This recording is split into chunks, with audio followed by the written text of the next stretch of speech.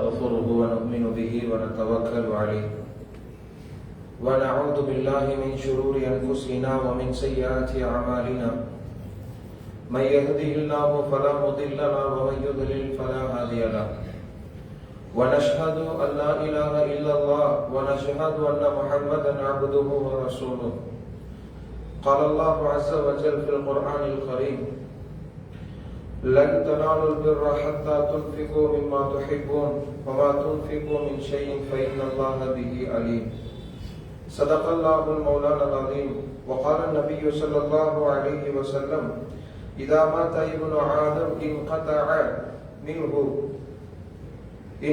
عمله إلا من ثلاث صدقة جارية أو علم ينتفع به أو ولد صالح يدعو له أو كما قال عليه الصلاة والسلام. அளவற்ற அருளாளனும் நிகரற்ற அன்புடையோனுமாகிய எல்லாம் வல்ல அல்லாஹ்வின் பேரன்பும் பேருபகாரமும் அவனது அருளுக்குரிய அருமைநாயகம் ஸல்லல்லாஹு அலைஹி வஸல்லம் அன்னவர்களின் மீதும் அன்னவர்களின் சத்திய வாழ்வை சற்றும் சருகாது வாழ்ந்து காட்டிய உத்தம சத்திய சஹாபாக்கள் நாதாக்கள் நல்லவர்கள் அல்லாஹுவின் அருளை நாடி இந்த பள்ளிற்கு வந்திருக்கக்கூடிய நம் அனைவர்களின் மீதும் அல்லாஹுவின் அன்பும் அருளும் குறைவின்றி நின்று என்னவற்றுமாக ஆமீன். சங்கையான பெருமக்களே, இந்த உலகில் உயர்ந்த படைப்புகளாக அறிவு விஷயத்தில் எல்லா உயிரினங்களை விடவும் மிக மேலானவர்களாக அல்லாஹ் நம்மை மேன்மையாக்கி வைத்திருக்கிறான். மனிதனுடைய வாழ்க்கையில் 3 படித்தரங்கள் சொல்லப்படும்.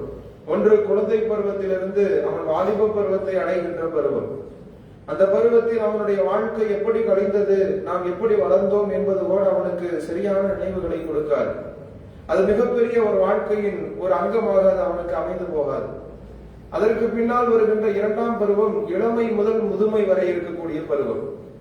இந்த இடைப்பட்ட காலங்களில் ஒரு மனிதன் தன்னுடைய எண்ணங்களை எப்படியெல்லாம் அமைத்துக் கொள்கிறானோ, எதற்காக எல்லாம் உழைக்கிறானோ, முயற்சி செய்கிறானோ, அதுதான் அவனுடைய முதுமைக்கான ஒரு அர்த்தமாக அமைந்து போகிறது. இளமை முதல் முதுமை வரை இருக்கக்கூடிய வாழ்க்கையில் அவன் எந்த விஷயங்களை அவன் தன் வாழ்க்கைக்காக செய்தாலும் சரி, சமூக அரண் சார்ந்த விஷயங்களுக்கு அவன் வாழ்க்கையை அமைத்துக் கொண்டாலும் சரி, அதுதான் முதுமைக்கு பின்னால் அவனுக்கு ஒரு பிரயோஜனத்தை தரக்கூடிய விஷயமாக பார்க்கப்படுகிறது. ஆனால் 3ஆம் கட்டம் என்று சொல்லக்கூடிய அந்த கடைசியை மனிதன் அடைகின்ற பொழுது அவன் தன் வாழ்க்கையை திரும்பி பார்க்கிறான். இத்தனை நாட்கள் நாம் வாழ்ந்தது எப்படி இருக்கிறது என்பதாக அவன் திரும்பி பார்க்கிற பொழுது, இத்தனை நாட்கள் தனக்காக சுயநலமாக வாழ்ந்துவிட்டு தன்னை தவிர வேறு எந்த விதமான விஷயத்திற்கும் முக்கியத்துவத்தை தராமல் தனக்காக என்று சுயலாபத்திற்காக தன் வாழ்க்கையை அமைத்துக் கொண்டு ஒருவனுடைய வாழ்க்கை முதுமையை எட்டுகிற பொழுது அவன் வாழ்க்கை கேள்விக்குறியாக ஒரு வெறுமையான வாழ்க்கையாக அவன் எண்ணுகிறான். இது உண்மையில் ஒரு முதுமையை அடைகின்ற பொழுது ஒரு மனிதனுக்கு வருகின்ற யதார்த்த எண்ணங்கள் என்பதாக மருத்துவர்கள் சொல்லுகிறார்கள். உண்மையில் சொல்ல போனால் முதுமையை அடைகின்ற பொழுது தான் செய்த விஷயங்களை ஒரு மனிதன் திரும்பி பார்த்தால் அவனுக்கு மிகப்பெரிய வெறுமை காத்திருக்கும்.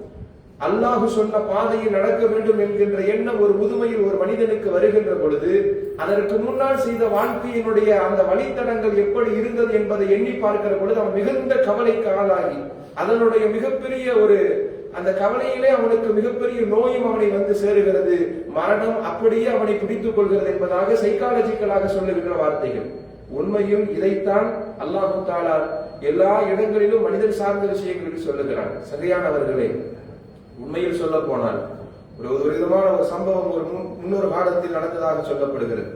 ஒரு மிகப்பெரிய மார்க்க அறிஞராக இருக்கக்கூடிய ஒரு ஞானியாக இருந்த ஒருவரிடத்தில் தனக்கு ஒரு முதுமை ஏற்படுகின்ற பொழுது ஒரு விதமான நிம்மதி வாழ்க்கையில் வேண்டும் என்பதற்காக நிறைய காசுகளை எடுத்துக்கொண்டு அவருக்கு கொண்டு போய் கொடுத்துட்டு நமக்கான நிம்மதியை பெற்றுக் கொள்ளலாம், அவரிடத்திலிருந்து நாம் ஆலோசனை பெறலாம் என்பதற்காக ஒரு மிகப்பெரிய செல்வந்தர் தன்னிடத்திலிருந்து பெரும் செல்வங்களை எடுத்துக்கொண்டு மார்க்க அறிஞரிடத்தில் செல்லுகிறார். இவர் வரக்கூடிய அந்த எண்ணத்தை புரிந்து கொண்ட மார்க்க அறிஞர் அவர் வந்து அமர்வதற்குள்ளாக அந்த மார்க்க அறிஞரை பற்றி கேள்விப்பட்டிருக்கிறார் தவிர அவர் யாருன்னு இவருக்கு தெரியாது. அந்த மிகப்பெரிய செல்வந்தர் அவரை அருகில் வருகின்ற நேரத்தில் அவர் வைத்திருந்த அந்த பணம் காசுகளுடைய அந்த பையை பிடுங்கி கொண்டு ஓட ஆரம்பித்து விடுகிறார். இவர் தவறான ஆளிடத்தில் வந்துவிட்டோமோ என்று ஒரு மிகப்பெரிய அச்சமான எண்ணத்தில் குழப்பத்தில் நிம்மதியை தொலைத்து மறுபடியும் அவரை துரத்தி கொண்டு போகிறார். ஒரு நீண்ட தூரத்திற்கு பின்னால் அவரால் ஓட முடியாது என்கின்ற ஒரு இடத்தை அடைகின்ற பொழுது அந்த மார்க்க அறிஞர் அங்கு நின்று விடுகிறார். நின்று விட்டு கொண்டு வந்து அந்த பையை மீண்டும் அந்த நபரிடத்தில் கொடுத்தார். நீங்கள் எதை தேடி வந்தீர்கள்? இந்த பணத்தை தானே தேடி வந்தீர்கள். ஆமாம். இப்பொழுது உங்களுக்கு நிம்மதியா இருக்குதா? இல்லை, நிம்மதியை துளைத்ததாக நான் எண்ணுகிறேன். எப்பொழுது இந்த பணமும் காசும் உன்னுடையது என்கின்ற எண்ணம் உன் மனதில் இருந்து கொண்டே இருக்கிறதோ அப்பொழுதெல்லாம் உன் மனதில் நிம்மதி இல்லாமல் இருக்கும். எப்பொழுது நீ உன்னுடையது இல்லை என்பதை விட்டுவிட்டு அது பிற சமூகத்திற்காக இல்லாதவர்களுக்காக நீ கொடுக்கக்கூடிய எண்ணம் உனக்கு எப்பொழுது வருகிறதோ அப்பொழுது உனக்கு நிம்மதி பிறக்கும் என்பதாக ஒரு அற்புதமான அந்த செய்தி அந்த மார்க்க அறிஞர் சொல்லுவார். சங்கைக்குரிய பெருமக்களே, அல்லாஹ் தஆலா திருமறையில் இதைத்தான் ஒரு வசனத்தில் இப்படி சொல்லுவான், லன் தனாலுல் பிர்ர ஹத்தா துன்ஃபிகூ மிம்மா துஹிப்பூன். நீங்கள் விரும்பிய விஷயத்தை கொண்டு வந்து இன்னொருவருக்கு நீங்கள் விரும்பியதை கொண்டு வந்து கொடுக்காத வரைக்கும் அல்லாஹ்விடத்தில் நன்மை எதிர்பார்க்க வேண்டாம் என்கின்ற அந்த விஷயம் மிகவும் ஒரு கவனிக்கப்பட வேண்டிய விஷயமாக இருக்கிறது. ஒரு மனிதனுடைய வாழ்க்கையில் தான் எதை விரும்புகிறானோ அதை கொண்டு போய் பிறரிடத்தில் கொடுக்க வேண்டும். அதைத்தான் அல்லாஹ் விரும்புகிறான் என்ற அந்த இறைவசனம் நமக்கு சொல்லுகிற செய்தி என்னவென்றால், இந்த உலகத்தில் ஒருவனுக்கு கடைசி காலத்தில் ஒரு நிம்மதி வேண்டும் என்றால் தான் விரும்புகின்ற விஷயத்தை பிறருக்கு கொடுக்கணும். அபூ தல்ஹாங்கிற ஒரு மிகப்பெரிய சஹாபி நிறைய சொத்துகள் வைத்திருந்தார். இந்த வசனம் இறங்கிய நேரத்தில் ஸல்லல்லாஹு அலைஹி வஸல்லத்திடத்தில் அந்த சஹாபி வந்தார். வந்தவர் ஸல்லல்லாஹு அலைஹி வஸல்லத்தை பார்த்து சொன்னார், யா ரசூலல்லாஹ், நிறைய தோட்டங்கள் இருக்கிறது, துறவுகள் இருக்கிறது. அதில் மிகப்பெரிய தோட்டமாக இந்த மதீனாவில் பைரஹா என்கின்ற மிகப்பெரிய தோட்டம் இருக்கிறது. எனக்கு ரொம்ப பிடிச்ச தோட்டம், என்னுடைய தோட்டம், சொத்துகளில் எனக்கு மிக விருப்பமான தோட்டம் என்னுடைய தோட்டத்தில் பைரஹா என்கின்ற தோட்டம். இந்த தோட்டத்தை நான் மிகவும் நேசிக்கிறேன். அதில் தான் என்னுடைய மாளிகையான வீடும் இருக்கிறது. என்னுடைய தோட்டத்தில் மிகவும் சுவை தரக்கூடிய பழம் இந்த இடத்துல தான் இருக்குது. தண்ணீரில் மதுரந்தமான தண்ணீர் தரக்கூடிய கிணறும் இந்த இடத்துல தான் இருக்கு. ஆனால் இந்த வசனம் இறங்கியதற்கு பின்னால் இதைத்தான் நான் அல்லாஹ்விற்காக கொடுக்க விரும்புகிறேன் என்று அந்த சஹாபி வந்து அல்லாஹ்வினுடைய பெயரில் அதை வக்ஃப் செய்து விட்டு போய்விடுகிறார். சமூகத்திற்காக என்று சொல்லி விட்டு போய்விடுகிறார். போனவர் அந்த தோட்டத்திற்கு உள்ள கூட போல, தோட்டத்தினுடைய எல்லையில் நின்று கொண்டு உள்ளே இருக்கக்கூடிய மனைவி தன்னுடைய குழந்தைகளை எல்லாம் அந்த வீட்டில் இருந்து வாழுங்கள் என்பதாக கூப்பிடுகிறார். ஏதோ ஒரு விஷயத்தை சொல்லுகிறார் என்று அந்த பிள்ளைகளும் மனைவியும் வந்த பொழுது, இனி இந்த தோட்டம் நமக்கு சொந்தம் அல்ல, அல்லாஹ்விற்காக கொடுத்து விட்டேன், எனவே எனக்கு சொந்தம் இல்லாத இடத்தில் நான் வருவதற்கு விரும்பவில்லை என்று தன் பிள்ளைகளையும் மனைவியையும் அழைத்துக் கொண்டு அந்த சஹாபி சென்று விட்டார் என்று ஒரு ஹதீஸில் பார்க்க முடிகிறது. சங்கையானவர்களே, தனக்கு விருப்பமான விஷயங்களை கொடுக்கிற பொழுது, அல்லாஹ்விற்காக அதை கொடுக்கிற பொழுது மனம் நிம்மதி பெறுகிறது. இதனால் தான் ஸல்லல்லாஹு அலைஹி வஸல்லம் சொல்லுவார்கள், ஹதீஸில் இப்படி ஒரு ஹதீஸ் வரும், இதா மாத்த இப்னு ஆதம், ஒரு மனிதன் தன்னுடைய வாழ்க்கையை கடைசியாக இறந்து போகிற நேரத்துல அவனோடு முடிந்து போகின்ற எல்லாம் இந்த உறவுகள் எல்லாம் முடிஞ்சு போயிடும். அவனிடம் இருந்த வியாபாரம் முடிச்சு போயிடும். நேற்று வரைக்கும் கடுமையான ஒரு பிரஷர்ல பிசினஸ் மிகப்பெரிய பிஸியாக இருந்த மனிதர் மரணித்ததற்கு பின்னால் எந்த வேலையுமே அவருக்கு இருக்காது. அவருடைய முழு எண்ணமும் மிகவும் பிளாங்காக, அது மிகவும் வெறுமையாக, ஒரு சலனமில்லாத இடமாக இருக்கும். ஸல்லல்லாஹு அலைஹி வஸல்லம் சொன்னாங்க, அந்த நேரத்தில் 3 விஷயங்கள் உங்களுக்காக பின்னால் வரும். அமலிஹி இல்லா மின் ஸலாஸ், 3 விஷயங்கள் அவனோடு பின்னால் வரும். ஸல்லல்லாஹு அலைஹி வஸல்லம் சொன்னாங்க, ஸதகத்துன் ஜாரியா, பின்னால் வருகின்ற மக்களுக்காக, பின்னால் வருகின்ற சந்ததிகளுக்காக இப்பொழுது நாம் விட்டு செல்கின்ற தர்மங்கள், அது அல்லாஹ்விடத்தில் நாளை நீ இறந்ததற்கு பின்னாலும் உன்னுடன் வரும் என்பதாக ஸல்லல்லாஹு அலைஹி வஸல்லம் சொன்னாங்க. இரண்டாவது, இல்முன் யன்தஃபிஉ பிஹி, வாழ்க்கையில் படிக்கக்கூடிய, நாம் செய்யக்கூடிய, நம்முடைய வாழ்க்கையில் கற்றுக்கொள்ளக்கூடிய கல்விகள் பயன் தரக்கூடியதாக பிறருக்கு அமைகின்ற பொழுது அதுவும் உன்னோட கபருக்கு வரும். ஸல்லல்லாஹு அலைஹி வஸல்லம் மூன்றாவதாக சொன்னார்கள், வலதுன் சாலிஹுன் யதுஉ லஹு, உனக்காக நீ பெற்றெடுத்த பிள்ளை உன் மரணத்திற்கு பின்னால் உனக்காக துஆ செய்கின்ற பொழுது அந்த துஆ உன் கபருக்கு வந்து அடையும் என்பதாக இந்த 3 செய்தியை ஸல்லல்லாஹு அலைஹி வஸல்லம் சொல்லுவார். நாம் விளங்கிக் கொள்ள வேண்டும். ஸல்லல்லாஹு அலைஹி வஸல்லம் முதன்மைப்படுத்திய செய்தி என்ன தெரியுமா? முதல்ல சொன்னது ஸதகத்துன் ஜாரியா, இந்த தர்ம தானங்கள் பின்னால் வரக்கூடிய சமூகங்களுக்காக செய்கின்ற அந்த விஷயம் உன்னோடு உனக்கு மனநிம்மதியை தரக்கூடிய, கபரிலும் உனக்கு நிம்மதி தரக்கூடிய விஷயமாக வந்து நிற்கக்கூடிய ஒரே விஷயம் ஸதகத்துன் ஜாரியா என்பதை பெருமானார் முதன்மைப்படுத்தினார்கள். சங்கையானவர்களை நாம் எல்லாம் விளங்கிக் கொள்ள வேண்டும். தமிழகத்தில் கிட்டத்தட்ட 20,000க்கும் மேற்பட்ட பள்ளிகள் இருப்பதாக கணக்கெடுப்புகள் சொல்லப்படுகிறது. அதுல ஒரு 7 அல்லது 8% பள்ளி மட்டும்தான் தனியார் குடும்ப பள்ளிகளாக இருக்கிறது. மீதி இருக்கக்கூடிய 92% பள்ளிகள் வக்ஃபு பள்ளிகள். முன்னோர்கள் எதை கவனித்து இதை வக்ஃபுகளாக, இதை பின்னால் வருகின்ற சமூகங்களுடைய பயன்பாடுகளுக்காக, பின்னால் ஒரு சமூகம் இப்படி வரும், இவர்களுக்கு இதை பயன்படுத்தக்கூடிய, அவர்களுக்காக ஒரு பயன் தரக்கூடிய ஒரு இடமாக அதை மாற்ற வேண்டும் என்கின்ற எண்ணத்தில் விட்டு சென்றார்களோ அது அத்தனைக்கும் வக்ஃபாக என்று பார்க்கப்படுகிறது. எல்லாம் தன்னுடைய வாழ்க்கையில் அல்லாஹ்விற்காக ஒரு விஷயத்தை விட்டு செல்ல வேண்டும் என்பதற்காக நிரம்ப 92% பள்ளிகள் தமிழகம் மட்டுமல்ல இந்தியாவில் இருக்க எல்லா பள்ளிகள்ல எல்லா சதவீதத்தையும் எடுத்து பார்த்தால் கிட்டத்தட்ட 70 முதல் 80% உள்ள எல்லா விதமான நலன் சார்ந்த விஷயங்களுக்காக நம் முன்னோர்கள் கொடுத்த அத்தனையும் வகுப்புகளாக கொடுக்கப்பட்டிருக்கிறது. ஒரு மனிதனுக்கான நிம்மதி அந்த இடத்தில் இருப்பதாக அவர்கள் விளங்குகிறார்கள். சங்கையானவர்களே, அந்த வக்ஃப் என்கின்ற அந்த விஷயத்தில் இங்கு நாம் செய்த முன்னோர்களுடைய அந்த மிகப்பெரிய அர்ப்பணிப்பும் அவர்களுடைய அந்த வாழ்க்கையினுடைய அந்த உச்சபட்சமான எண்ணங்கள் எல்லாம் இன்றைக்கு கலைக்கப்படுகின்ற ஒரு சட்டம் நிறைவேற்றுவதற்கு இன்றைக்கு இருக்கக்கூடிய மைனராக இருக்கக்கூடிய மைனாரிட்டியில் வென்ற ஒரு ஒன்றிய அரசு நமக்காக ஒரு விதமான சட்டங்களை ஏற்படுத்துகிறது என்று சொன்னால் நாம் கொஞ்சம் இந்த இடத்துல கவனிக்க வேண்டிய விஷயமாக நாம் பார்க்க கடமைப்பட்டிருக்கிறோம். சங்கையானவர்களே, ஒரு மனுஷனுக்கு மிகப்பெரிய ஆறுதலாக வந்து நிற்பது அந்த கடைசி காலத்தில் எதை விட்டுட்டு போறாங்கிறது தான். ஒரு சமூகத்தில் வகுப் என்று சொன்னால் வகுப்பிற்கான அந்த விளக்கத்தை மார்க்க அறிஞர்கள் சொல்லுகிற பொழுது இப்படி சொல்லுவார்கள்: அவன் அந்த விஷயத்தை விட்டு போனதற்கு பின்னால் அது அவனுக்கு சொந்தம் அல்ல, இரண்டாவது அவன் குடும்பம் சார்ந்தவர்களுக்கும் சொந்தம் அல்ல, அல்லது அரசாங்கத்திற்கும் அது சொந்தம் அல்ல, இது அல்லாஹ்வினுடைய கஜானாவில் எழுதப்படுகிறது. ஒரு வக்ஃப் என்கின்ற பொருள் அல்லாஹ்விற்காக எழுதப்படுகிறது. அதை விற்கவோ அடுத்தவர்களுக்கு அன்பளிப்பாக போய் எழுதி வைப்பதற்கோ மாற்றுவதற்கோ எதற்குமே இந்த மார்க்கத்தில் அனுமதி கிடையாது. அவர் பள்ளிக்குன்னு சொல்லி விட்டுட்டு போனா கியாமத்து நாள் வரைக்கும் அது பள்ளிக்காக மட்டுமே அது பயன்படுத்தப்பட வேண்டும். அவர் மதரசாவிற்கு என்றோ அல்லது நூலகங்களுக்கு என்றோ என்ற எந்த விஷயங்களுக்காக சமூகம் சார்ந்த விஷயங்களுக்கு எதற்காக அவர் அதை விட்டு செல்கிறாரோ அதற்காக பயன்படுத்த வேண்டும் என்பதுதான் ஒரு வக்ஃபினுடைய உண்மைத்தன்மை என்பதாக மார்க்க அறிஞர்கள் சொல்லுவார்கள். சங்கையானவர்களே, உமர் ரலியல்லாஹு அன்ஹு அவர்கள் ஒரு போரை முடித்துவிட்டு ஹைபருடைய யுத்தம் முடித்ததற்கு பின்னால் பெருமானாரிடத்தில் வந்து சொல்லுவார்கள்: யா ரசூலல்லாஹ், இந்த போருக்கு பின்னால் எனக்கு ஒரு மிகப்பெரிய நிலம், மிகப்பெரிய சொத்து எனக்கு ஒன்று சொந்தமாக கனிமத்தாக கிடைத்திருக்கிறது. இந்த மிகப்பெரிய கனிமத்தை மிகப்பெரிய இடமாக நான் பார்க்கிறேன். எனக்கு இருக்கக்கூடிய இந்த மதீனாவில் இருக்கக்கூடிய சொத்துகளிலே இந்த இடம் தான் மிகப்பெரிய சொத்தாக நான் நினைக்கிறேன். இது என்ன செய்யணும்? தஅமுர்னி யா ரசூலல்லாஹ், எனக்கு என்ன செய்யணும்னு சொல்லுங்கன்னு சொல்லி உமர் ரலியல்லாஹு அன்ஹு அவர்கள் கேட்டார்கள். அந்த நேரத்தில் ஸல்லல்லாஹு அலைஹி வஸல்லம் என்ன சொன்னாங்க தெரியுமா? நான் இந்த உலகத்திற்கு இல்லை, மறுமைக்காக அதை இந்த உலகத்தில் விட்டுவிடு என்பதாக சொன்னார்கள். அதனால அல்லாஹ்வுக்காக கொடுத்துட்டாங்க. உடனே உமர் ரலியல்லாஹு அன்ஹு அவர்கள் செய்த முதல் வக்ஃப் இந்த மார்க்கத்தில் சொல்லப்படுகிறது. அவர்கள் வந்து சமூகத்தில் சொன்னார்கள்: இந்த இடத்தை இஸ்லாம் முஸ்லிம்களுக்காக இது நான் வக்ஃப் செய்து விடுகிறேன். இந்த இடத்துல எல்லா பயன்களையும் அவர்கள் அடைந்து கொள்ளலாம். என் குடும்பங்களுக்கோ என்னால் வாரிசுகளாக ஆக்கப்படுபவர்களுக்கோ இது எந்த விதத்திலும் சொந்தமாக மாறாது. பராமரிப்பதற்காக மட்டுமே இந்த உலகத்தில் அவர்கள் நியமிக்கப்படுவார்களே தவிர வேறு எந்த உறவுகளுக்கும் எந்த விதமான சொந்தங்களுக்கும் எந்த விதமான சொத்து பத்து விஷயங்களுக்கும் அவர்களுக்கும் அதற்கும் தொடர்பு இருக்காது என்பதாக உமர் ரலியல்லாஹு அன்ஹு அவர்கள் சொன்ன ஹதீஸ் புகாரியிலே இருக்கிறது. சங்கைக்குரிய பெருமக்களே, அப்படிப்பட்ட ஒரு வக்ஃப் என்கின்ற ஒரு புனிதமான விஷயம் உலகத்தில் தர்மங்கள் என்பதை தாண்டி ஒரு மனித சமூகத்தில் இஸ்லாம் சார்ந்த விஷயங்களில் முதன்மையாக பார்க்கப்படக்கூடிய தர்ம தானங்களில் பின்வர சமூகத்திற்காக முன்னால் விட்டு செல்லுகின்ற ஒரு மிகப்பெரிய சொத்து தான் வக்ஃபாக பார்க்கப்படுகிறது. சங்கையானவர்கள், அந்த வக்ஃப் என்பது நம் இடத்தில் எப்படி பார்க்க வேண்டும்? முன்னோர்கள் நமக்காக விட்டு சென்ற நிறைய பொது இடங்கள், பொது வளாகங்கள், பள்ளிகளாக இருக்கட்டும், கல்விக்கூடங்களாக இருக்கட்டும், அல்லது மருத்துவமனைகளாக இருக்கட்டும், சமூக அரண் சார்ந்த எந்த விஷயங்களுக்காக அவர்கள் அதை கொடுத்திருந்தாலும், அது எதற்காக அவர்கள் வக்ஃப் செய்யப்பட்டிருந்தாலும் அதை அமானிதமாக பார்க்க வேண்டிய பொறுப்பு நம்மிடத்தில் இருக்கிறது.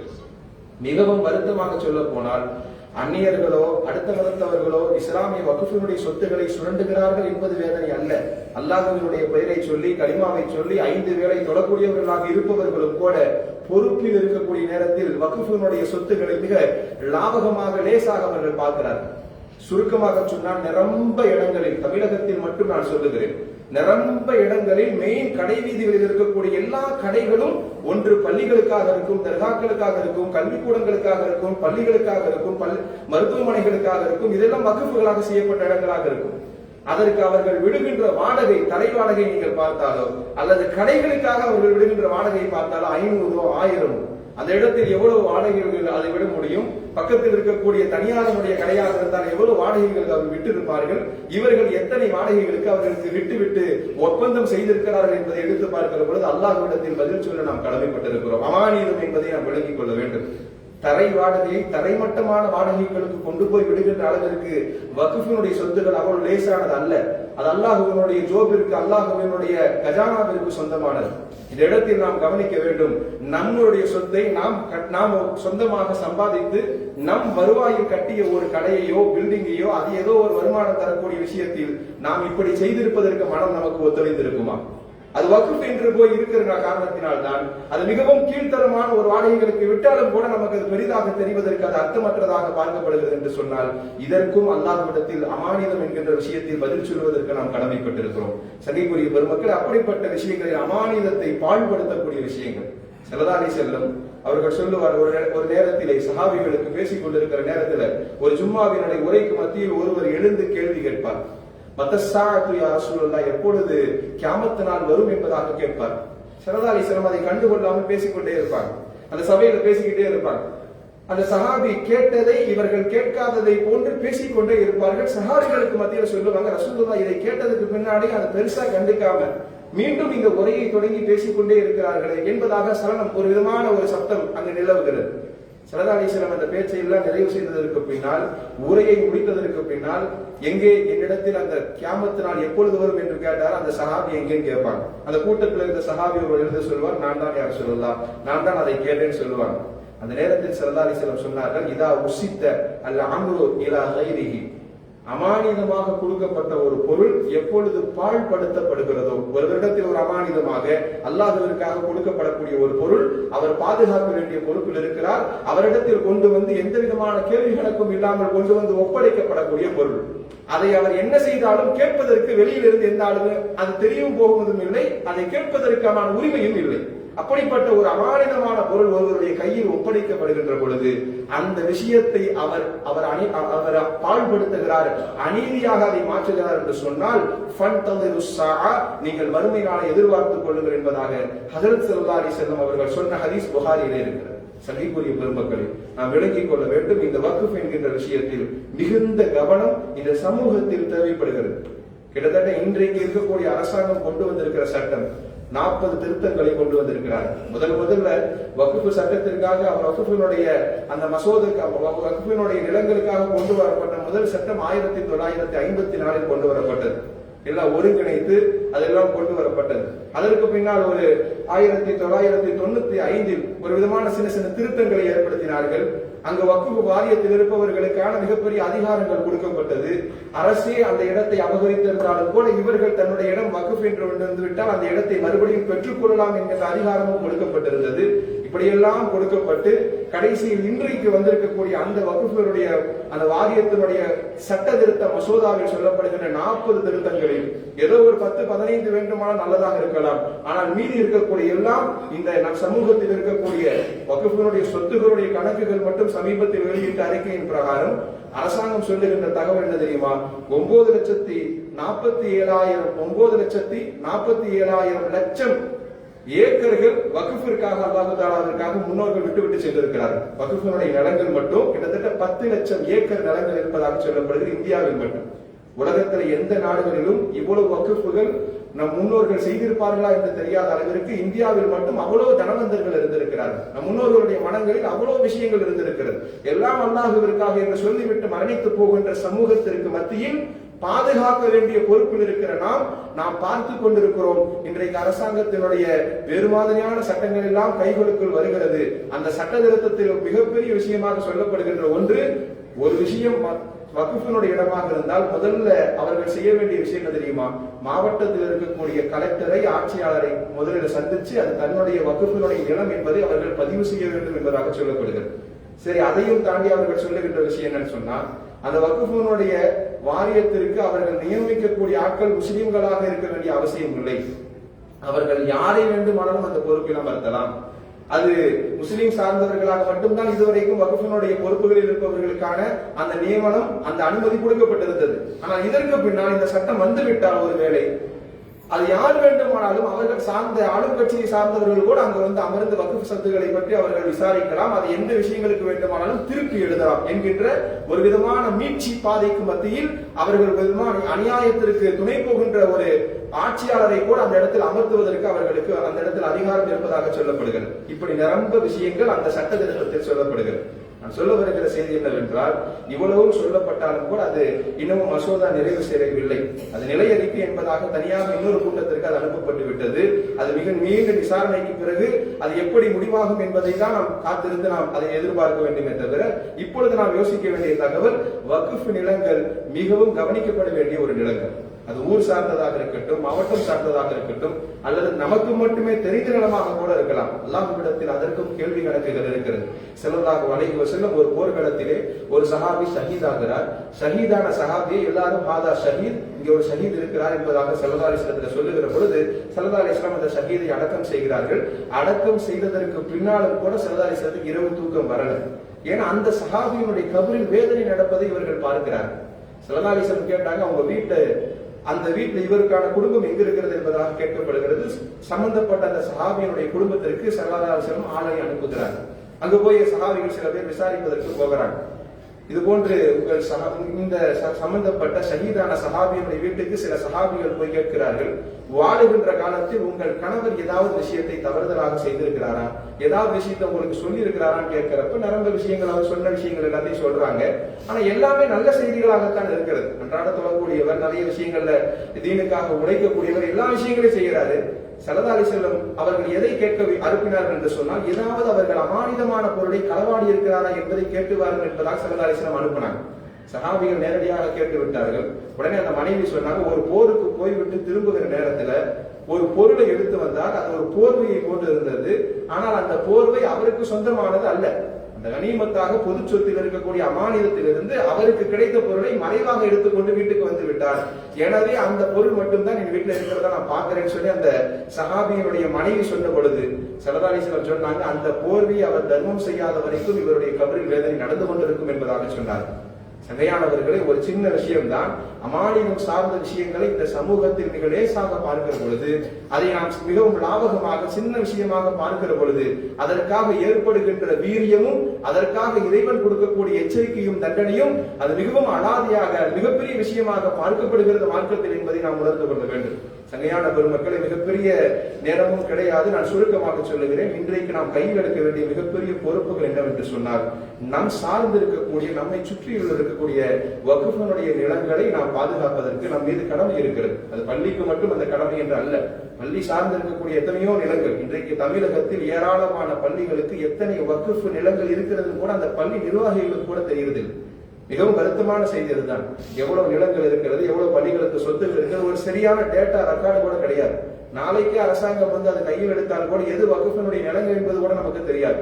சமீபத்தில் கூட இதே தமிழகத்தில் மதுரையில் ஒரு 250 ஏக்கர் வந்து ஒரு வேறு விஷயங்களுக்காக பயன்படுத்தப்பட்டது, கோயிலுக்கு சொந்தம் என்பதாக மாற்றி மறுபடியும் அந்த அறக்கட்டளைக்கு மாற்றி எழுதப்பட்டு அரசாங்கம் ஒரு உத்தரவை பிறப்பித்தது.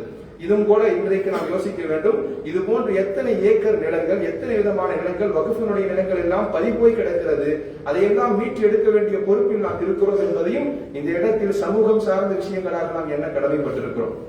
இன்னமும் ஒரு வருத்தமான செய்தி என்னன்னு சொன்னால், நம்மளுடைய காலங்களுக்கு பின்னால் வருகின்ற சந்ததிகள் நம்மிடத்திலே வக்ஃப் சம்பந்தமான ஒரு பேணுதல் இல்லை, நம்மிடத்திலே ஒரு விதமான புரிதல் இல்லை, எப்படி நாம் பாதுகாக்க கடமைப்பட்டிருக்கிறோம் என்பதை கூட இன்றைக்கு மிகவும் சுருக்கமாக சொல்ல போனால் மிகவும் வக்ஃப் என்பதை இந்த காலத்தில் இல்லை. இன்றைக்கு வக்ஃப் என்கின்ற அந்த கொடுக்கக்கூடிய தயாளமான எண்ணங்கள் மிகவும் குறைந்து விட்டது. முன்னோர்கள் தொட்டதுக்கெல்லாம் இது அல்லாஹ்வுக்காக நான் எழுதிடுறேன், இது என்னுடைய குடும்பத்தில் இருக்கக்கூடிய இந்த நிலங்கள் எல்லாம் அல்லாஹ்வுக்காக நான் ஒதுக்கி விடுகிறேன், பள்ளிக்கு கொடுத்து விடுகிறேன், கல்வி கூடங்களுக்கு கொடுத்து விடுகிறேன், பொது மருத்துவமனைக்கு கொடுத்து விடுகிறேன் எல்லாம் சொன்ன காலங்கள்லாம் போய் இன்னைக்கு வக்ஃப்ங்கிறது மிகவும் குறைந்து போய்விட்டது. இந்த மாதிரி நேரத்தில் ஏற்கனவே கொடுத்து வைத்து நம்ம இடத்தில் அமானிதமாக இருக்கிற நிலங்களையாவது நாம் பாதுகாக்க கடமை இருக்கிறது. அதையாவது நம்ம கையில எடுத்து நம்ம முறையாக செய்ய வேண்டும். அதற்கும் அல்லாஹ்விடத்தில் நாம் கேள்விக்கு நாம் பதில் சொல்வதற்கு கடமைப்பட்டிருக்கிறோம். நமக்கு பின்னால் வருகின்ற நம் இளம் தலைமுறைகள், நம் வீட்டு பிள்ளைகள், நீங்கள் கொஞ்சம் கவனிக்க வேண்டும். ஸல்லல்லாஹு அலைஹி வஸல்லம் சொன்னார்கள், பின்னால் வருகின்ற காலங்களில் அவர்களிடத்தில் அறவே தீன் ஒரு பெயராக மாறி போய்விடும். பெயரளவில் அவர்கள் மார்க்கத்தினுடைய அங்கத்தினராக பெயர் வைத்தவர்களாக மட்டுமே இருப்பார்களே தவிர அவரிடத்தில் உள்ளுணர்வோடு உணர்ச்சிகளோடு கலந்த ஒரு இஸ்லாம் அவர்களோடு இருக்காது என்பதாக சொன்னார்கள். வலத்தீனு இல்லா இஸ்முல், பெயர் மட்டும்தான் மார்க்கம் என்பதாக சொல்லுவார்.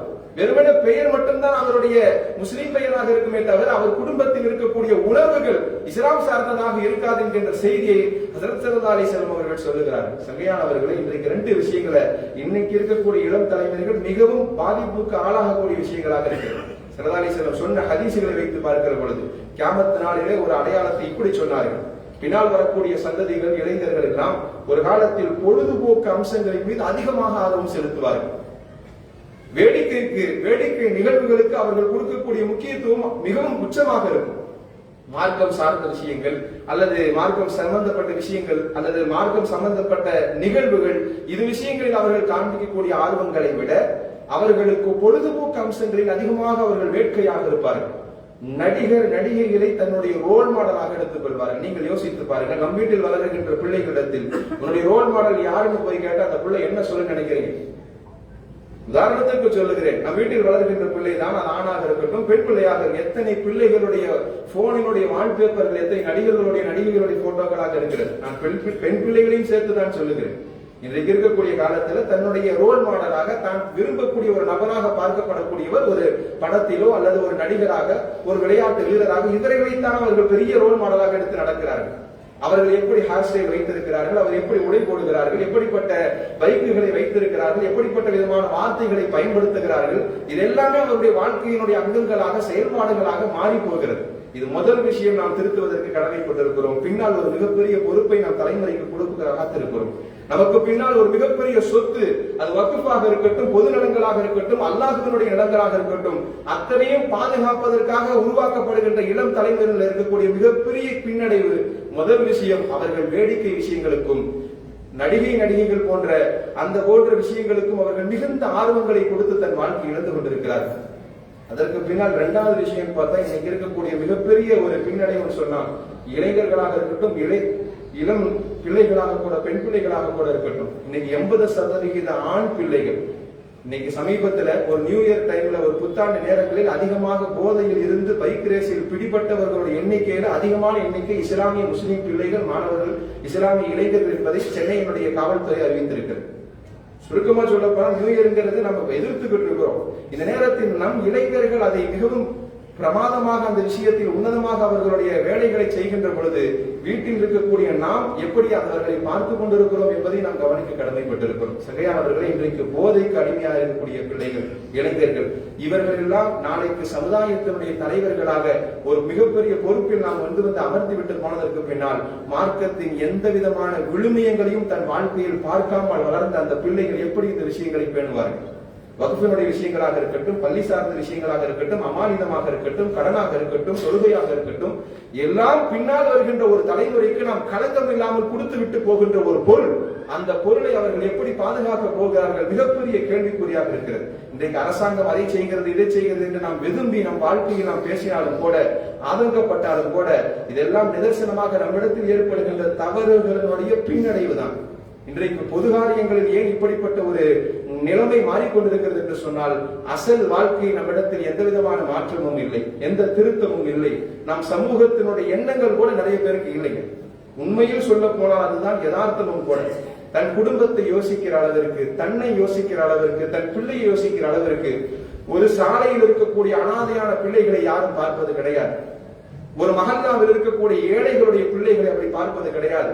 ஒரு ஏழைகளை, தன் வீட்டில் இருக்கக்கூடிய வறுமைப்பட்டவர்களை அவ்வளவு தூரம் நம்ம ஆதங்கத்தோடு பார்த்து அவர்களுக்கு நாம் செய்ய வேண்டிய கடமைகள் இவ்வளவு இருக்கிறது என்பதற்கு நாம் அவ்வளவு முக்கியத்துவம் கொடுப்பது கிடையாது. இது எல்லாம் தான் அல்லாஹ்வினுடைய ஏற்பாடு. கடைசி காலங்களில் இப்படித்தான் மாறி போகும். ஒட்டு மொத்தமாக மார்க்கத்தினுடைய விழுமியங்கள் மொத்தமாக பிடுங்கப்படுகின்ற பொழுது நீங்கள் கியாமத்தை எதிர்பார்த்துக் கொள்ளுங்கள் என்றார்களே ஸல்லல்லாஹு அலைஹி வஸல்லம். அந்த நாள் வெகு விரைவாக நம்மை நெருங்கிக் கொண்டிருக்கிறது என்பதை நாம் எச்சரிக்கையோடு பார்ப்பதற்கு கடமைப்பட்டிருக்கிறோம். சகைக்குரிய பெருமக்களே, இப்பொழுது நான் சொல்லுகின்ற இந்த செய்தியும் கூட வக்ஃப் சம்பந்தமாக அரசாங்கம் சொல்லப்பட்ட சட்ட சட்டத்திருத்த மசோதா இன்னும் நிறைவேறவில்லை. இருந்தாலும் கூட இது போன்று அவர்கள் செய்வதற்கு இவ்வளவு துணிந்திருக்கிறார்கள் என்று சொன்னால் இன்னமும் மார்க்கத்தினுடைய நிறைய விஷயங்கள் பிடுங்குவதற்கு அவர்களுடைய அஜெண்டாக்கள் காத்திருக்கிறது. நாம் மிகவும் எச்சரிக்கையோடு நம் வாழ்க்கையில் அடுத்தடுத்த கட்டங்களை சமூகம் சார்ந்த விஷயங்களுக்காக பயன்படுத்த வேண்டும். நம்மளுடைய பொருளாதாரங்களோ, நம்மளுடைய உழைப்புகளோ, நம்மளுடைய எண்ணங்களோ, எல்லா விஷயங்களையும் சமூகத்தை எப்படி பாதுகாப்பது, நம்மிடத்தில் கொடுக்கப்பட்ட அந்த கலப்படமற்ற அந்த இஸ்லாமிய மார்க்கம், அதை சுற்றியுள்ள அந்த மாண்புகள், விழுமியங்கள், அதனுடைய நிலங்கள், இதையெல்லாம் பாதுகாத்து பின்னால் வருகின்ற தலைமுறைக்கு எப்படி நாம் தூய வழிகள் கொடுப்பது என்பது சம்பந்தமான எண்ணம் இன்றைக்கு எல்லாருடைய மனதிலும் ஏற்பட வேண்டும் என்பதை இந்த இடத்தில் நாம் எல்லாம் உறுதி எடுத்துக் கொள்வோம். கண்டிப்பாக இது ஒருவேளை இப்படி ஒரு நிகழ்வு நடந்தாலும் கூட அனைவரும் ஒன்றிணைந்து இந்த வக்ஃபினுடைய விஷயங்களுக்கு நாம் எதிராக திரள வேண்டும். அதற்காக முழுமையாக பாடுபட வேண்டும். நம் முன்னோர்கள் எந்த எண்ணத்திற்காக அல்லாஹ்விற்காக விட்டுவிட்டு சென்றார்களோ அத்தனை கோடி சொத்துகளும் அத்தனை கோடி நிலங்களும் அது கடைசி வரைக்கும் கியாமத் வரைக்கும் அது அல்லாஹ்வுடைய பெயரை சொல்லிக் கொண்டே இருக்க வேண்டும் என்கின்ற அந்த மிகப்பெரிய நீயத்தை நாம் அனைவரும் மனதில் ஏற்றுக்கொள்வோம். அல்லாஹ் தஆலா நமக்கு அனைத்து விஷயங்களிலும் உதவி புரிவானாக. பாஷர் தவானா அல்ஹம்துலில்லாஹி ரப்பில் ஆலமீன். அஸ்ஸலாமு அலைக்கும் வரஹ்மத்துல்லாஹி தஆலா வபரகாத்துஹு.